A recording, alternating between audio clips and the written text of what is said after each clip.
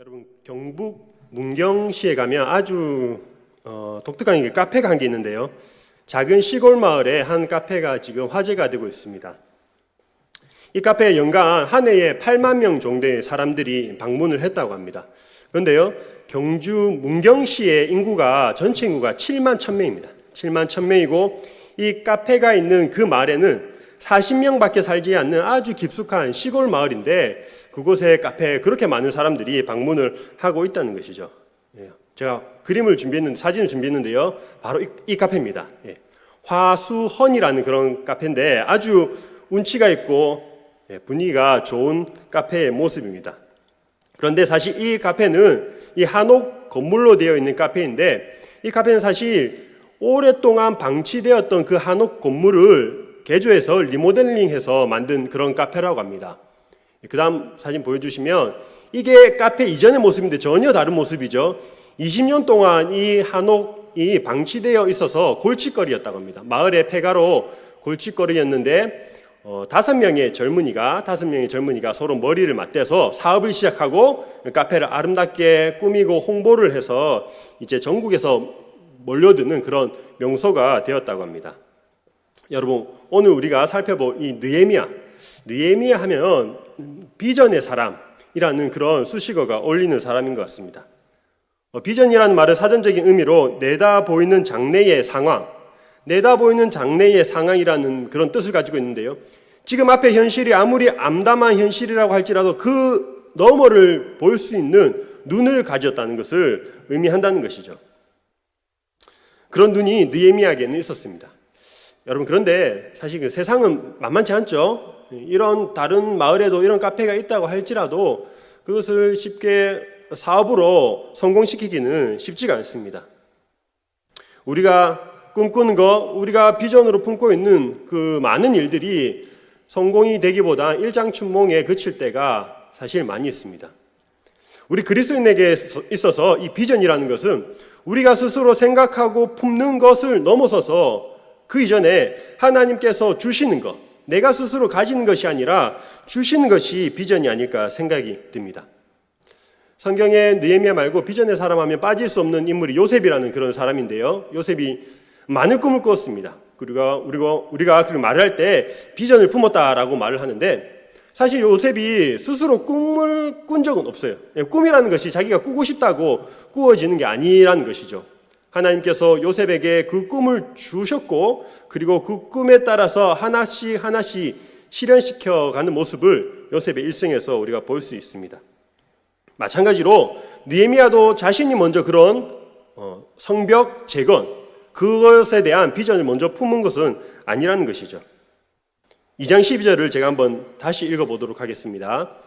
내 하나님께서 예루살렘을 위해 무엇을 할 것인지 내 마음에 주신 것을 내가 아무에게도 말하지 아니하고 밤에 일어나 몇몇 사람과 함께 나갈새 내가 탄 짐승 외에는 다른 짐승이 없더라. 여러분, 느헤미야가 성경 느헤미야에서 보면 하나님께서 직접적으로 나타나시는 장면이 등장하지 않습니다. 에스라서도 마찬가지고요. 특별한 꿈을 꾸었다거나 특별한 체험을 해서 이런 비전을 품은 것이 아니라는 것이죠. 하지만 분명한 것은 이 구절에도 볼 수 있듯이 하나님께서 예루살렘을 위해 무엇을 할 것인지 마음에 주셨다. 12절에서 하나님께서 예루살렘을 위해 무엇을 할 것인지 마음에 주셨다라고 말씀을 하고 있습니다. 그렇다면 우리도 마음속에 일어나는 여러 가지 생각들이 있습니다. 이런 마음에 품는 여러 가지 생각들, 마음들이 어떻게 하나님께서 주신 마음인지 구별할 수 있을까? 그런 의문이 드는 것 같습니다. 우리 어떻게 확신할 수 있을까요? 항상 헷갈리죠. 이게 사탄이 주는 생각인지 하나님께서 주시는 생각인지. 오늘 느헤미야의 경우를 살펴보면서 조금 힌트를 발견할 수 있는 것 같아요. 첫 번째는 어떤 일에 대한 반응입니다. 어떤 일에 대한 반응인데요. 느헤미야가 예루살렘 그 성이 무너지고 불탔다는 소식을 들었을 때 바로 반응하는 모습을 볼 수 있습니다. 그 소식을 듣고 단순히 슬퍼하는 정도에 그치는 것이 아니라 금식하고 회개하고 눈물을 흘리면서 마치 자신의 일인 것처럼 그렇게 슬퍼했습니다. 격하게 반응을 했다는 것이죠. 여러분, 어떤 사건을 우리가 접하게 되는데 모두가 그런 사건에 대해서 같은 반응을 보이지는 않는다는 것이죠. 어떤 사람은 같은 일을 대수롭지 않게 그냥 넘어가는 사람이 있는 반면에 어떤 사람은 그 일에 깊이 생각하고 공감하는 모습을 보이기도 합니다. 여러분, 우리가 그런 마음을 품는다면 그 일에 대한 하나님의 부르심이라고 생각할 수 있습니다. 우리가 어떠한 일에 흥미를 느끼는 일, 또 긍휼의 마음을 품는 일들, 그런 일들이 하나님께서 우리에게 주신 비전일 가능성이 많다는 것이죠. 여러분, 그렇지만 내가 다 흥미를 느낀다고 해서 그게 하나님께서 주시는 마음은 아니겠죠. 요즘 비트코인이 열풍인데요. 내가 요즘 비트코인에 좀 관심이 있다, 흥미를 느낀다라고 해서 그것이 하나님께서 주시는 마음일까? 그거는 좀 아닌 것 같습니다. 그럴 것 같지는 않습니다. 그래서 두 번째 확인할 것이 있는데, 그런 일이 나의 욕심으로부터 비롯된 일인지 아니면 모두를 위한 선한 일인지를 분별할 수 있어야 합니다. 느헤미야는 이 바사 땅에서 부족함 없이 생활을 하고 있었습니다. 술 맡은 관원으로 지위적으로도 높은 지위, 그리고 먹고 사는데 별다른 어려움을 느끼지 못하고 살고 있었습니다. 예루살렘에 가서 성벽을 쌓고 재건하는 일은 고생을 자초하는 그런 일이었습니다. 하지만 그 일이 분명히 자기 민족, 그 이스라엘 민족, 유다 백성들을 위한 일이라는 것을 잘 알고 있었고요. 또 그 일을 통해서 하나님께 영광이 된다는 것을 알았기에 과감하게 그 일에 뛰어들 수 있었습니다. 우리가 하는 일이 선한 동기에서 비롯되었다면 하나님께서 주신 마음이라고 생각할 수 있다는 것이죠. 세 번째로는 그러한 마음을 품으면 이제 기도의 담금질이 필요합니다. 여러분, 우리가 TV를 보면 광고에서 좀 아프리카에 좀 불쌍한 아이들의 모습이 나올 때가 있습니다. 그런 모습을 보면 많은 사람들이 관심을 가지게 되고 좀 긍휼의 마음을 품게 됩니다. 그런데 그 모습을 본다고 하더라도 모두가 우리가 아프리카로 달려가서 도움을 줄 수 있는 것은 아니죠. 또 그렇게 해서도 안 되고요. 하지만 그 중에 누군가는 그것에 반응해서 실제로 뛰어드는 사람도 있습니다. 자선 사업뿐만 아니라 내가 하는 어떤 일들도 마찬가지입니다. 관심도 있고 그 일에 선한 동기가 있다고 해서 그 모든 것이 나의 일이 되는 것은 아니라는 것이죠. 거기에 분명히 끈기 있는 기도가 필요합니다. 어떤 일을 선택하기에는 오랜 시간 작정해놓고 하는 기도가 필요하다는 것이죠. 여러분, 느헤미야가 예루살렘의 그 성에 대한 소식을 듣고 실제로 그 왕에게 자신의 마음을, 생각을 드러내기까지는 오랜 기간이 있었습니다. 4개월이라는 기간이 있었습니다. 약 4개월 동안 소식을 듣고 왕에게 예루살렘에 가야겠다고 말하기까지 이 4개월의 시간이 있었다는 것이죠. 그 시간 동안 느헤미야는 계속해서 점검했겠죠. 이러한 감정이 자신의 일순간의 감정인지, 정말 하나님께서 주시는 마음인지, 그리고 그 마음이라면 정말 하나님께서 길을 열어주시기를 간절히 기도를 했다는 것입니다. 여러분, 어떤 일에 자극을 받으며 마음이 뜨거워집니다. 당장이라도 할 수 있을 것 같이 여겨지지만 현실을 생각하면 그런 마음이 금방 식어질 때가 많이 있습니다. 우리가 군인들이 제대를 하고 나면 정말 세상에 못할 것 없이 다 할 수 있을 것 같은 생각이 드는데 시간이 조금 흐르면은 또 이렇게 현실 감각이 돌아오게 되면 만만하지 않구나라고 생각을 하게 되는 것이죠. 우리가 기도하면서 그러한 일들에 대한 마음이 식는 것이 아니라 더욱더 그 마음이 뜨거워지고 또 무엇을 해야 할지 일이 분명하고 선명하게 생각된다면 하나님께서 주신 마음이라고 생각할 수 있다는 것이죠. 네 번째는 상황입니다. 상황. 기도하고 준비했는데도 상황이 열리지 않는다. 그렇다면 하나님께서 아직은 때가 아니라고 말씀하시는 것을 생각해 보아야 한다는 것입니다. 혹은 하나님께서 그 일은 아니라고, 하나님의 뜻이 아닐 가능성이 많다는 것이죠. 여러분, 느헤미야의 상황을 살펴볼까요? 느헤미야는 술 맡은 관원으로 있었습니다. 술 맡은 관원으로 있었고 그 왕의 앞에서는 항상 기쁜 얼굴을 띄어야 했는데 슬픈 얼굴을 기색을 띄었습니다. 무슨 말이냐면 굉장히 위험한 순간이라는 거죠. 왕 앞에 그런 말을 함부로 할 수 없는 위치입니다. 잘못하다가 죽임을 당할 수도 있는 그런 위험한 일이었습니다. 그렇지만 그런 불가능한 상황 가운데서도 왕이 선처를 베풀고 또 많은 지원을 해서 예루살렘에 갈 수 있도록 그 상황이 열리는 것, 그 열리는 상황들을 통해서 하나님께서 주시는 마음, 비전이라고 확신할 수 있다는 것이죠. 여러분, 이처럼 느헤미야는 이 기간 동안에, 그 바사에 있는 기간 동안 끊임없이 점검하고 또 생각하고 또 상황을 통해서 상황이 열어지는 것을 통해 마음의 확신을 품고 이제 드디어 예루살렘으로 향하게 됩니다. 여러분, 하나님께서 모든 일들을 계획하시고 이끌어 가시지만 그 일들 가운데는 분명히 사람을 통해서 일을 하십니다. 느헤미야는 하나님께서 주신 마음, 그 마음을 그냥 묵혀두는 것이 아니라 철저히 자신의 재능과 자신의 모든 것을 동원해서 철저히 준비하는 모습을 볼 수 있다는 것이죠. 오랜 시간이 걸쳐 예루살렘에 도착하는데요, 느헤미야가 가장 첫 번째 한 일은 예루살렘 성벽을 한번 돌아보는 일이었습니다. 현장을 답사하는 일이었습니다. 여러분, 느헤미야가 예루살렘에 바사에 있을 때에 성이 허물어지고 불탔다는 소식을 이미 들어서 알고 있었죠. 들어서 알고 있었고 이제는 직접 자신이 눈으로 확인하기 위해서 나섭니다. 그리고 소문이 사실이라면 그 소문을 또 어떻게 대처해야 할지 확인하기 위해서 나갔다는 것이죠. 현장에 답이 있다는 그런 말이 있습니다. 우리가 듣는 것과 실제로 보는 것에는 큰 차이가 있습니다. 학생들을 신방하다 보면 교회에서 신방을 할 때가 있고 또 때로는 가정에서 신방을 할 때가 있고 또 때로는 다니는 학교에서 신방을 할 때가 있습니다. 여러분, 어디에서 신방을 하느냐에 따라서 같은 사람을 만나지만 전혀 다른 느낌을 받게 됩니다. 직접 가정에 방문하고 그 방도 아이가 사용하는, 학생이 사용하는 방을 한번 살펴본다면 그 학생에 대해 훨씬 많은 것을 알 수 있습니다. 교회에서 참 소극적이고 내성적이고 말이 없는 학생이라고 할지라도 학교에서는 전혀 다른 보통 친구들과 있을 때 전혀 다른 모습을 보이는 그런 학생들도 있습니다. 오늘 말씀을 보시면 느헤미야가 이렇게 현장을 직접 살펴보고 있는데요. 먼저 출발했던 곳은 골짜기 문이란 곳입니다. 지도를 준비했습니다. 지도를 준비했는데요. 짙은 성벽이 느헤미야가 재건한 그런 성벽입니다. 지금 오늘 본문에서 아직 재건은 되지 않았는데 위치는 동일하다고 보시면 될 것 같습니다. 남서쪽 골짜기 문에서 시작해서 이제 분문으로 내려가서 분문으로 향합니다. 이 분문은 쓰레기를 버리는 곳이었어요.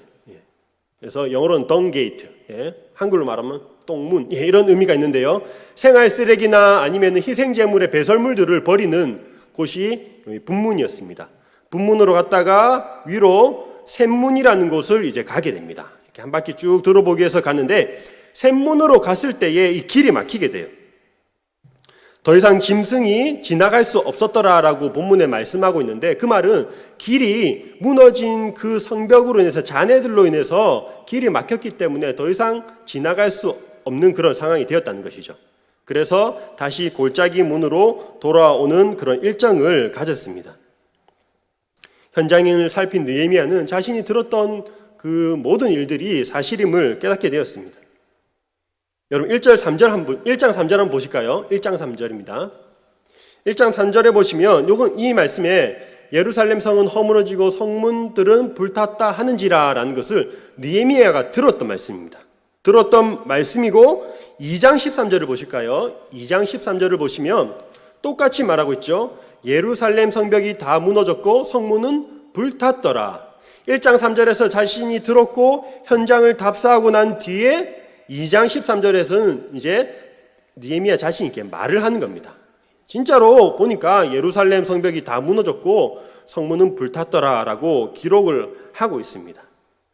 근데 실제로 살펴보니까 사실 들었던 그런 내용보다 훨씬 더 심각한 상황이었습니다. 여러분, 우리가 어떤 일을 준비할 때 야심차게 준비한다고 할지라도 실제 상황을 딱 맞닥뜨리면 현실을 실감할 때가 있습니다. 머릿속으로는 다 계산하고 될 것 같았는데 막상 부딪혀보면 시작하려고 하면 막막해서 낙심하는 경우들이 있습니다. 그런 상황이 느헤미야가 맞이했다는 것입니다. 그렇지만 그 모든 상황을 느헤미야가 담담하게 받아들입니다.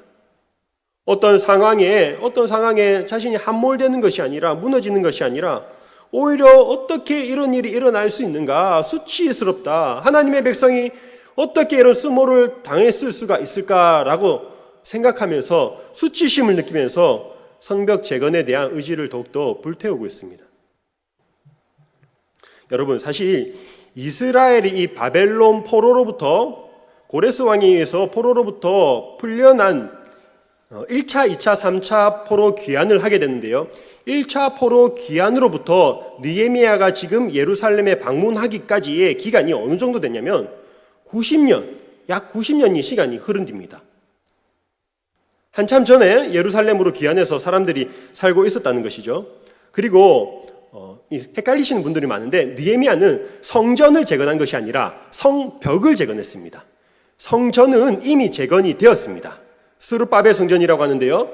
성전은 이미 70년 전에 재건이 되었습니다.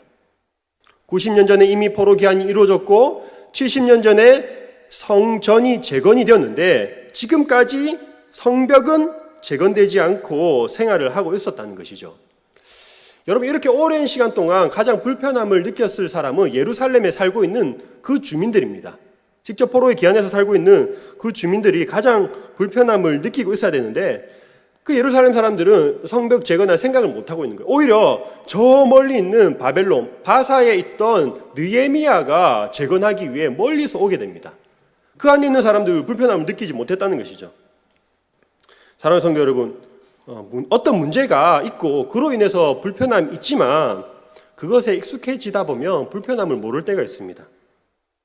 고칠 생각을 하지 못한다는 것이죠. 예전에 어떤 카페에 갔는데, 개인이 운영하는 카페였는데요, 이 카운터 한쪽에 그 커피 플라스틱 컵으로 식물을 넣어놨더라고요. 이렇게 물을 담아놓고 식물을 넣어놨는데 보니까 이끼가 가득 꼈어요. 이끼가 가득 끼고 막 먼지도 많고 물이 너무나도 더러운 거예요. 이 꽂아놓은 식물도 거의 죽어가는 상태였고, 왜 저것을 더러운데 치우지 않을까 생각을 하고 있었습니다. 그리고 몇 주가 지난 뒤에 다시 찾아가 보았습니다. 다시 찾아갔는데요, 또 그게 그대로 있는 거예요. 상태는 이전보다 더 좋지 않은 상태로. 그걸 보면서 왜 또 치우지 않았을까라고 생각을 했는데 마찬가지인 것 같습니다. 그 안에 머물러 있을 때는 그 사람 눈에 잘 띄지 않는 것이죠. 외부인이 봤을 때에만 보이는 어떤 것이 있습니다. 말해줘야만 아는 것이 있다는 것이죠. 여러분, 우리도 마찬가지입니다. 우리도 잘못된 습관들, 불편하지만 나는 괜찮은데, 남들이 불편한데 왜 그렇게 해? 라고 물어보는데 나는 괜찮은데 라고 생각하는 그러한 일들이 있습니다. 잘못된 부분이 있다는 것이죠. 그렇기 때문에 우리는 다른 누군가의 충고를 듣는 것을 기분 나쁘게 여겨서는 안 됩니다.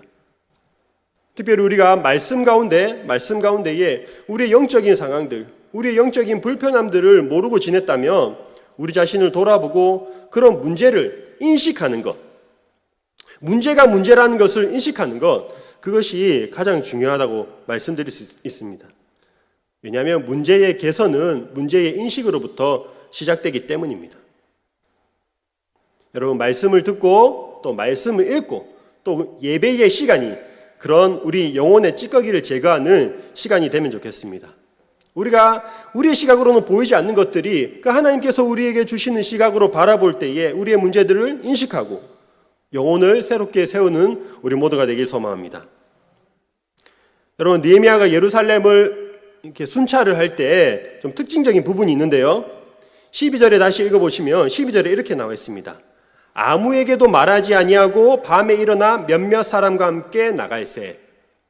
그러니까 이 일을 아주 비밀스럽게 비밀스레 진행을 하고 있습니다.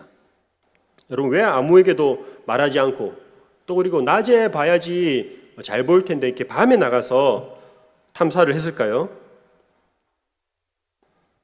느헤미야가 멀리 바사에 있던 느헤미야가 예루살렘에 왔다는 소식은 아주 당시에 큰 이슈가 되었을 것입니다. 왜냐하면 느헤미야는 혼자 몸으로 온 것이 아니기 때문입니다. 아닥사스다 왕이, 바사의 아닥사스다 왕이 그 성문을 재건할 수 있도록 많은 제목들, 그러니까 나무들을 제공해 주었습니다. 그리고 가는 길이 위험하기 때문에 군사들도 붙여주었습니다. 군대 장관과 마병들까지 붙여주었기 때문에 느헤미야가 그 돌아오는 그 일행은 아주 대규모의 일행이었을 것입니다. 많은 사람들의 관심을 끌고 있었습니다. 그 많은 사람 중에 누구도 있었냐면 느헤미야의 대적인 그 유다 사람들의 대적인 산발랏, 도비야 그리고 게셈 이러한 사람들이 있었습니다. 그런 사람들이 느헤미야가 무엇을 하냐, 무엇을 하기에 여기 왔을까, 무엇을 하려고 할까라고 일거수일투족 감시를 하고 있었다는 것이죠. 방해하는 꼬투리를 잡기 위해서 감시하고 있었습니다. 그래서 느헤미야는 적들의 그런 눈을 피해서 몰래 밤에 나가서 순찰을 하고 있습니다. 적들을 대항할 충분한 전략과 계획이 필요했기 때문입니다. 그래서 성벽 재건은 그 사실을 먼저 알리지 않고 뒤에서 충분히 준비를 한 뒤에 사람들에게 성벽 재건에 대한 그런 사실을 알립니다. 이제 철저한 준비를 다 마치고 현장 답사도 다 끝낸 느헤미야가 사람들을 모아놓고 자신의 계획을 발표를 합니다. 성벽 재건에 관한 그런 계획을 사람들에게 밝히고 있는데요. 여러분, 어떤 일을 새롭게 시작하면 참 많은 어려움이 따르는 것 같습니다.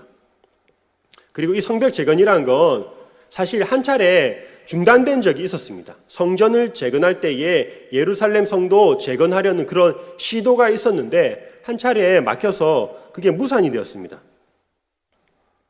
우리가 어떤 계획들을 세우고 또 그 계획을 실행할 수 있는 필요한 모든 것들, 물질적인 것들을 다 준비해 놓고 있다고 할지라도 실질적으로 사람들의 마음이 움직이지 않으면 할 수가 없습니다. 그래서 리더의 탁월한 리더의 중요한 역할 가운데 하나는 사람들의 마음을 움직이는 것, 동기를 부여하는 것이 중요한 역할입니다. 어떤 일을 시작하기까지가 어렵지 사실은 시작하면은 그 일이 탄력을 받아서 진행해 나갈 수가 있기 때문입니다. 여러분, 예전에 제가 그 소형 발전기 아시나요? 혹시 기름을 넣고 하는 소형 발전기를 좀 사용한 적이 있었는데요.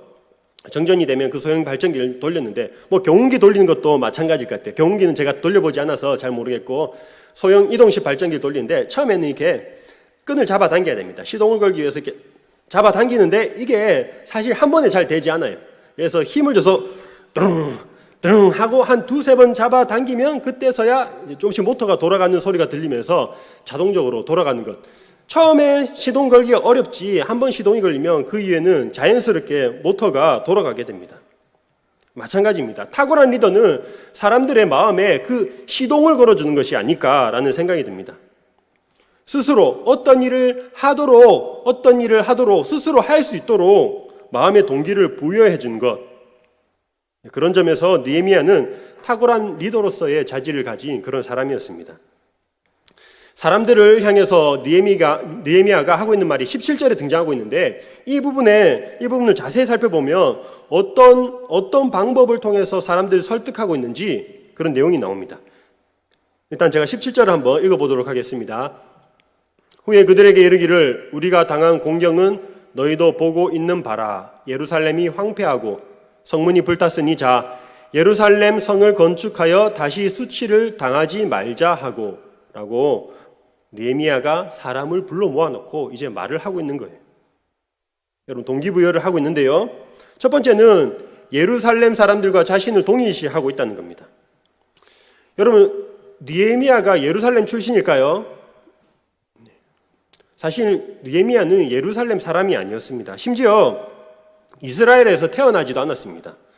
포로기 가운데에 태어났고 그곳에서 자랐고 또 그리고 바사 왕을 위해서 일했던 사람이었습니다. 술 맡은 관원으로서 그 적국의 왕을 위해서 일을 했던 사람입니다.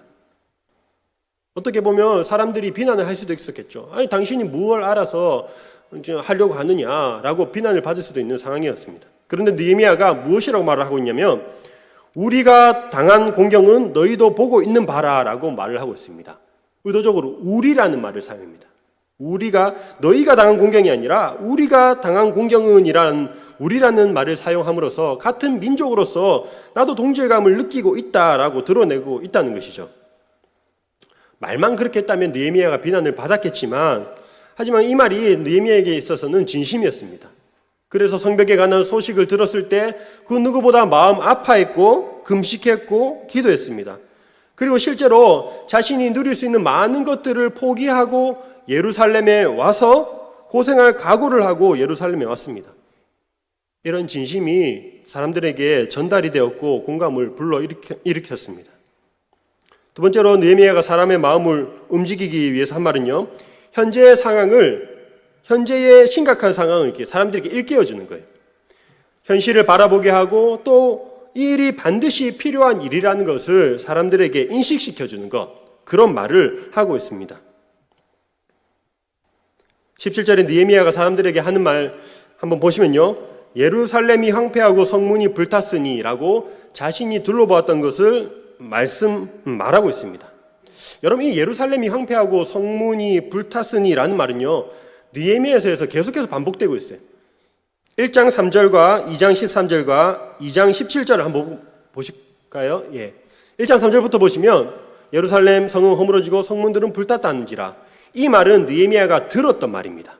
들었던 말이고요. 그 다음에 2장 13절을 보실까요? 2장 13절도 동일하게 비슷한 말씀이 나오는데 2장 13절은 자신이 직접 돌아보면서 현장을 답사하면서 보고 자기가 했던 말입니다. 그리고 2장 17절을 보실까요? 예루살렘이 황폐하고 성문이 불탔으니, 이 말은 사람들 앞에서 자신이 했던 말입니다. 그러니까 들었고 보았고 그것을 사람들에게 다시 알리고 있습니다. 느헤미야가 실제로 보지 못했다면 이런 말을 할 수 없었겠죠. 하지만 이미 답사를 다녀왔고 그 현실의 심각성을 누구보다 잘 알고 있기 때문에 너희들도 보는 바 이렇게 심각하지 않느냐, 나도 듣고 보고 너희들에게 말한다, 상황이 이런데 어떻게 가만히 있을 수 있느냐라고 설득을 하는 것이죠. 성벽이 필요성에 대해서 말을 하고 있습니다. 여러분, 그동안 오랜 기간 동안 성벽이 없었기 때문에 이방인들의 공격에 속수무책 당해야 했습니다. 성벽이라는 것이 그 보호하는 역할을 하는데 공격뿐만 아니라 이방인들이 자유롭게 드나들 수 있었습니다. 그래서 어떻게 됐습니까? 영적으로 순결함과 거룩함을 지키지 못하고 있었다는 것이죠. 느헤미야 후반에 가보면 이방 여인과 통혼했던 사람들에 대한 그런 내용들이 나오는데요, 그 성벽이 없음으로 인해서 자유롭게 왕래함으로 인해서 이방인들과 결혼하는 일들도 많이 일어나고 있었습니다. 느헤미야는 성벽이 필요함을, 공격을 방어하고 또 영적인 그런 신앙을 지키기 위해서 반드시 성벽이 필요하다는 것, 그 사실을 사람들에게 일깨워 주었습니다. 사람들이 이제 알았겠죠. 그 성벽이 필요하구나. 정말 우리가 성벽이 필요한 거 알겠다. 그런데요, 여전히 용기가 나지 않는 거예요. 왜냐하면 여전히 성벽을 재건하는 일은 쉬운 일이 아니기 때문입니다. 이미 한번 실패의 경험이 있습니다. 우리도 한번 해봤다라는 그런 생각 때문에 섣불리 나서지 못하고 있었습니다. 그러자 느헤미야가 또 어떻게 말을 하고 있습니까? 이 일은 내가 생각하고 내가 독단적으로 계획한 것이 아니라 이 일 가운데 하나님이 함께 하신다. 그리고 실제로 하나님께서 이렇게 인도해 오셨다라는 것을 사람들에게 알립니다. 느헤미야 2장 18절인데요. 같이 한번 읽어보도록 하겠습니다. 2장 18절 말씀입니다. 또 그들에게 하나님의 선한 손이 나를 도우신 일과 왕이 내게 이른 말씀을 전하였더니 그들의 말이 일어나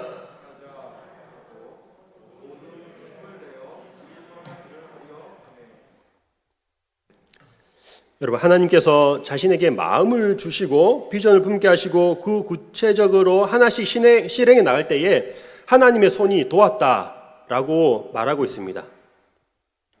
일을 시작하기까지의 과정이 결코 쉽지 않았습니다.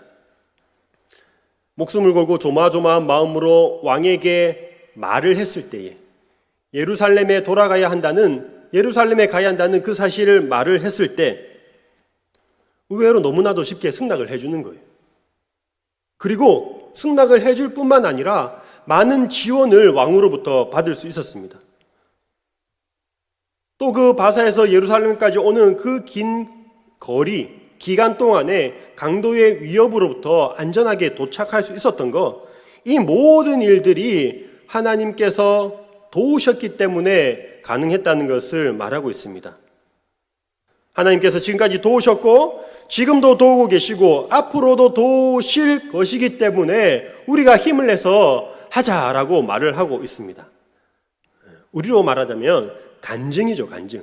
간증을 하고 있는 겁니다. 사랑하는 성도 여러분, 삶의 간증은 누군가를 위로하고 또 힘을 얻게 하고 가슴을 뜨겁게 해줍니다. 특별히 여기 이 자리에 모이신 수요 예배 오신 많은 성도님들, 오랜 신앙생활 하신 분들이 많은데요. 누구나 그런 간증들 몇 가지는 다 가지고 있는 것 같아요. 신앙생활을 하면서 정말 특별한 방법으로 하나님께서 인도하셨던 일들, 특별한 체험을 하신 분들도 계실 테고, 그때는 몰랐지만, 그 당시에는 몰랐지만 지금 와서 돌아보니 하나님께서 나를 인도하셨구나, 그때 하나님의 손이 나를 도우셨구나라는 것을, 그런 간증들을 누구나 다 갖고 있을 것입니다. 여러분, 우리에게 행하신 그 하나님의 놀라운 일들을 전해주시기 바랍니다. 현실에 우리와 똑같은 경험을 해서 현실에 낙심해서 주저앉는 사람, 믿음이 연약해서 두려워하여 앞으로 나가지 못하는 사람들에게 하나님께서 어떻게 인도해 주셨는지 그 사실을 말씀해 주시기 바랍니다.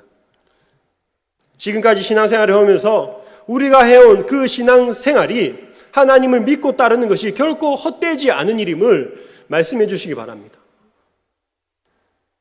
그런 청년들이 많이 있어요. 믿어봐야 무슨 소용이 있나, 취업도 잘 안 되는 것 같고, 말씀해 주시기 바랍니다. 믿음대로 살아가도 절대 망하지 않는 것, 나를 보아라, 절대 망하지 않는다, 믿음으로 걸어가도 절대 망하지 않는다, 그 사실을 말해 주시기 바랍니다. 건강을 회복해 주셨던 일들, 물질이 필요할 때 채워주셨던 일들, 믿음으로 정말 내 몸을 던져서 헌신했던 일들, 누구보다 뜨겁게 하나님을 섬겼던 그런 많은 신앙의 간증들을 우리의 자녀들과 또 이제 막 믿음의 신앙생활을 하는 그런 사람들에게 말해 주시기 바랍니다. 그래서요, 그들이 힘을 얻고 가슴이 뜨거워지고 다시 움직일 수 있도록 하나님을 증거해 주시기 바랍니다. 느헤미야가 자신의 경험을 이렇게 간증하자 사람들이 어떻게 반응하냐면 18절 하반절에 보시면 이렇게 하죠. 자, 일어나 건축하자 하고 모두 힘을 내어 이 선한 일을 하려 하며, 주저앉아 있던 사람들이 일어나자 건축하자라고 힘을 내고 있습니다. 여러 가지 인간적인 좋은 방법들로 설득할 수도 있겠지만 무엇보다 하나님을 신뢰하고 내가 경험한 하나님을 전함으로 인해서 누군가를 일으켜 세우는, 그 믿음을 일으켜 세워주는 우리 모두가 되길 소망합니다. 여러분, 느헤미야가 이렇게 사람들을 설득하고 모든 준비가 끝났습니다. 그런데요, 그럼에도 불구하고 이제 또 반대하는 세력들이 일어납니다. 2장 19절에 그 반대하는 또 하나의 어려움이 발생하기 시작하는데요. 19절의 말씀을 제가 한번 읽어보겠습니다. 호론 사람 산발락과 종이었던 암몬 사람 도비야와 아라비아 사람 게셈이 이 말을 듣고 우리를 업신여기고 우리를 비웃어 이르되 너희가 하는 일이 무엇이냐, 너희가 왕을 배반하고자 하느냐 하기로. 이전에 괴롭혔던 이 산발락과 도비야, 이제는 아라비아 사람 게셈까지 합세해서 연합으로 지금 공격을 하고 있습니다. 느헤미야가 정말 그 가슴 뜨거운 말로 이스라엘 사람들을 설득했는데 이제 그 대적들이 똑같이 말로써 사람들의 마음을 막 흔들기 시작합니다. 근거 없는 말들로 위협하고 있습니다. 그들이 주장하는 바가 무엇이냐면 이렇게 성벽을 쌓는 일은 바사의 왕을 대적하는 일이다 라고 말을 하고 있습니다. 너희들 반역을 저지르고 있는 것이다 라고 말을 하고 있다는 것이죠. 여러분, 그런데 그게 사실입니까? 사실과는 전혀 다르죠. 왜냐하면 느헤미야는 정당하게 왕의 허락을 받고 왔습니다. 이미 다 정리되고 끝난 상황입니다. 아무 문제가 없다는 것이죠. 그렇다면 느헤미야가 어떻게 말을 해야 할까요? 너희가 모르는 소리 하고 있는 거야. 내가 이미 왕의 허락을 받았고 또 허락을 받았을 뿐만 아니라 전폭적인 지지를 받고 이 자리에 온 거야. 왕을 반역한 것이 아니라 왕의 허락을 받고 이 자리에 왔다라고 그렇게 주장해야 되지 않을까요? 그런데 느헤미야는 그런 그 왕의 권위에 빌어서 말하지 않습니다. 그렇게 대답하지 않습니다. 그 대신에 하나님의 권위를 빌어서 지금 이 일을 하고 있다고 말을 하고 있습니다. 2장 20절의 말씀, 마지막 말씀인데요. 제가 읽어보겠습니다. 내가 그들에게 대답하여 이르되 하늘의 하나님이 우리를 형통하게 하시리니 그의 종들인 우리가 일어나 건축하려니와 오직 너희에게는 예루살렘에서 아무 기업도 없고 권리도 없고 기억되는 바도 없다 하였느니라. 너희들 말도 안 되는 소리를 하고 있는 그 대적들을 향해서 일일이 대꾸하지 않는 거예요. 그냥 무시하고 흘려버리는 것이죠. 대적들을 전혀 무서워하지 않습니다. 느헤미야가 말한 것처럼 이 일이 하나님으로부터 시작되고 지금까지 형통하게 하신 일이기 때문에 하나님께서 주신 그런 권위로 가지고 말을 하고 있습니다. 인간적인 위기를 그걸 일일이 다 대꾸하지 아니하고 믿음으로 극복을 하고 있습니다. 여러분, 두려움을 이기는 힘은 믿음의 확신이 아닐까 생각합니다. 우리를 흔드는 말들이 얼마나 많이 있습니까? 두렵게 하는 말들, 산발락과 도비아가 말하는 것처럼 근거 없는 소문들로 우리를 흔들려고 하는 그런 말들이 많이 있습니다. 또 아직 일어나지도 않은 일에 대해 두려운 마음을 품을 때도 있습니다. 실상이 아닌 허상인 것들로 우리를 미혹하는 그런 말들도 있습니다. 느헤미야 자신이 간증한 것처럼 지금까지 하나님이 인도하셨고 또 앞으로 형통케 하실 것을 확신하면서 느헤미야는 대적들을 향해서 대항을 하고 있는 것이죠.